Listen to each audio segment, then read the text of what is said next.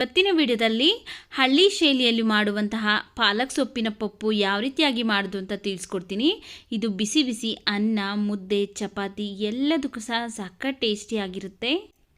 ನೋಡಿ, ಇಲ್ಲಿ ಫಸ್ಟು ಒಂದು ಕುಕ್ಕರ್ಗೆ ನಾನು ಈ ಕಪ್ಪಲ್ಲಿ 1 ಕಪ್ಪು ತೊಗರಿಬೇಳೆನ ಹಾಕ್ಕೊಂಡು ಚೆನ್ನಾಗಿ 2ರಿಂದ 3 ಸರಿ ತೊಳ್ಕೊಂಬರ್ತೀನಿ. ನೋಡಿ, ತೊಗರಿಬೇಳೆನೆಲ್ಲ ತೊಳ್ಕೊಂಡಾದಮೇಲೆ ಈಗ ಇದಕ್ಕೆ ನಾನು 2 ಮೀಡಿಯಮ್ ಸೈಜ್ನ ಪಾಲಕ್ ಸೊಪ್ಪನ್ನು ನೀಟಾಗಿ ಕ್ಲೀನ್ ಮಾಡಿ ನಂತರ ವಾಶ್ ಮಾಡಿಕೊಂಡು ಈ ರೀತಿ ಕಟ್ ಮಾಡಿ ಸೇರಿಸ್ತಾ ಇದ್ದೀನಿ.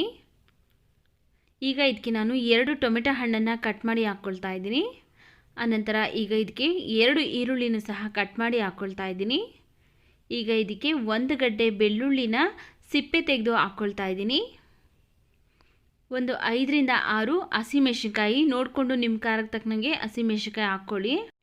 1 ಸ್ಪೂನ್ ಜೀರಿಗೆ ಹಾಕ್ಕೊಳ್ತಾ ಇದ್ದೀನಿ. ಹಾಗೆಯೇ 1 ಸ್ಪೂನ್ ಬೇಳೆ ಸಾಂಬಾರು ಪೌಡರ್ ಹಾಕ್ಕೊಳ್ತಾ ಇದ್ದೀನಿ. ಹಾಗೆ 1/4 ಸ್ಪೂನ್ ಆಗುವಷ್ಟು ಅರಿಶಿನ ಪುಡಿ.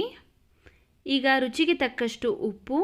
ಈಗ ಇವಿಷ್ಟು ಬೇಯೋದಕ್ಕೆ ಬೇಕಾಗುವಷ್ಟು ಒಂದು ಅರ್ಧದಿಂದ 3/4 ಲೀಟ್ರ್ ಆಗುವಷ್ಟು ನೀರನ್ನು ಸೇರಿಸ್ತಾ ಇದ್ದೀನಿ. ನೀರನ್ನು ಹಾಕ್ಕೊಂಡಾದಮೇಲೆ ಕುಕ್ಕರ್ ಲಿಡ್ನ ಕ್ಲೋಸ್ ಮಾಡಿ ನಾವು ಸ್ಟವ್ ಮೇಲೆ ಇಟ್ಟು 2 ವಿಷಿಲ್ ಕೂಗಿಸ್ಕೊಳ್ಬೇಕು. ನೋಡಿ, ಇಲ್ಲಿ 2 ವಿಷಿಲ್ ಬಂದಾದಮೇಲೆ ಓಪನ್ ಮಾಡ್ತಾಯಿದ್ದೀನಿ ಕುಕ್ಕರ್ ಕ್ಯಾಪ್ನ. ನೋಡಿ, ಬೇಳೆ ಹಾಗೆಯೇ ಸೊಪ್ಪೆಲ್ಲ ಚೆನ್ನಾಗಿ ಬೆಂದಿದೆ.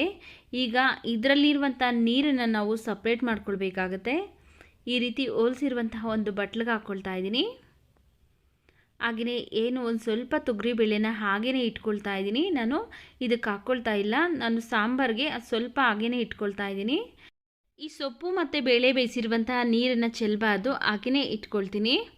ಫಸ್ಟೇ ನಾವು ಕುಕ್ಕರಲ್ಲಿ ಸ್ವಲ್ಪ ಬೇಳೆನ ತೆಗೆದಿಟ್ಕೊಂಡಿದ್ರಲ್ಲ, ಆ ಸೊಪ್ಪು ಬೇಯಿಸಿರುವಂಥ ನೀರನ್ನು ಅದಕ್ಕೆ ಸೇರಿಸಿ ಸೈಡ್ಗೆ ಇಟ್ಕೊಳ್ತಾ ಇದ್ದೀನಿ.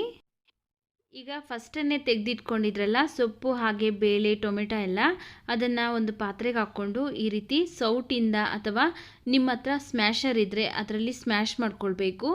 ಆಲ್ರೆಡಿ ಚೆನ್ನಾಗಿ ಬೆಂದಿರೋದ್ರಿಂದ ನಾವು ಸೌಟಲ್ಲೇ ಚೆನ್ನಾಗಿ ಸ್ಮ್ಯಾಶ್ ಮಾಡ್ಕೊಳ್ಬೋದು. ಆದರೆ ಮಿಕ್ಸಿಗೆಲ್ಲ ಹಾಕ್ಬಿಟ್ಟು ರುಬ್ಕೊಳ್ಳೋದಕ್ಕೆ ಹೋಗಬೇಡಿ. ಈ ರೀತಿಯಾಗಿ ಸೌಟಿಂದನೇ ಚೆನ್ನಾಗಿ ನಾವು ಸ್ಮ್ಯಾಶ್ ಮಾಡಿಕೊಂಡ್ರೆ ನೋಡಿ ಈ ರೀತಿ ನುಣ್ಣಗಾಗ್ಬಿಡುತ್ತೆ.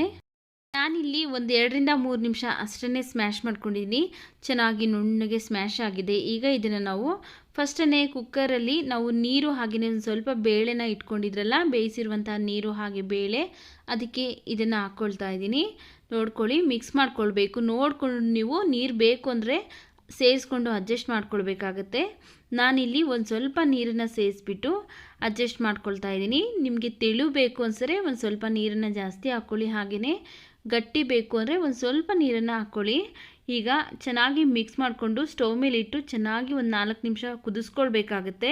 ನೋಡ್ಕೊಳ್ಳಿ, ಉಪ್ಪು ಖಾರ ಏನಾದರೂ ಬೇಕು ಅನ್ಸರೆ ಈ ಟೈಮಲ್ಲಿ ಸೇರಿಸ್ಕೊಂಡು ಕುದಿಸ್ಕೊಳ್ಳಿ. ನಾನಿಲ್ಲಿ ಒಂದು 3ರಿಂದ 4 ನಿಮಿಷ ಚೆನ್ನಾಗಿ ಕುದಿಸ್ಕೊಂಡಿದ್ದೀನಿ. ನೋಡಿ, ಸಾಂಬಾರು ಹದನೂ ಸಹ ಸ್ವಲ್ಪ ಗಟ್ಟಿಯಾಗಿದೆ. ಈಗ ಇದಕ್ಕೆ ಒಗ್ಗರಣೆ ಮಾಡೋದಕ್ಕೋಸ್ಕರ ಒಂದು ಪಾತ್ರೆ ಬಿಸಿಗಿಟ್ಟು ಅದಕ್ಕೆ ನಾನು ಒಂದು 2 ಸ್ಪೂನ್ ಆಗುವಷ್ಟು ಎಣ್ಣೆ, ಹಾಗೆಯೇ ಸ್ವಲ್ಪ ಸಾಸಿವೆ, ಸ್ವಲ್ಪ ಕರಿಬೇವಿನ ಸೊಪ್ಪು, ಒಂದು ಅರ್ಧ ಈರುಳ್ಳಿನ ಸಣ್ಣದಾಗಿ ಕಟ್ ಮಾಡಿ ಹಾಕ್ಕೊಂಡು ಫ್ರೈ ಮಾಡ್ಕೊಳ್ತಾ ಇದ್ದೀನಿ. ನೋಡಿ, ಈರುಳ್ಳಿ ಎಲ್ಲ ಇಷ್ಟು ಫ್ರೈ ಆದ ನಂತರ ಈಗ ನಾವು ಫಸ್ಟನ್ನೇ ಮಾಡಿಟ್ಕೊಂಡಿರುವಂತಹ ಪಾಲಕ್ ಸೊಪ್ಪಿನ ಸಾರು ಇದಕ್ಕೆ ಹಾಕ್ಕೊಳ್ಳೋಣ. ನೋಡಿ, ಮಾಡೋದು ತುಂಬ ಈಸಿ, ಆದರೆ ತಿನ್ನಬೇಕಾದ್ರೆ ಸಖತ್ ರುಚಿ ಅನಿಸುತ್ತೆ. ನೋಡಿ, ಈಗ ಚೆನ್ನಾಗಿ ಒಂದ್ಸರಿ ಮಿಕ್ಸ್ ಮಾಡಿ ಸ್ಟವ್ ಆಫ್ ಮಾಡ್ಕೊಳ್ತೀನಿ. ನೋಡಿದ್ರಲ್ಲ ಯಾವ ರೀತಿಯಾಗಿ ನಮ್ಮ ಹಳ್ಳಿ ಶೈಲಿಯಲ್ಲಿ ಪಾಲಕ್ ಸೊಪ್ಪಿನ ಸಾರು ಮಾಡೋದು ಅಂತ.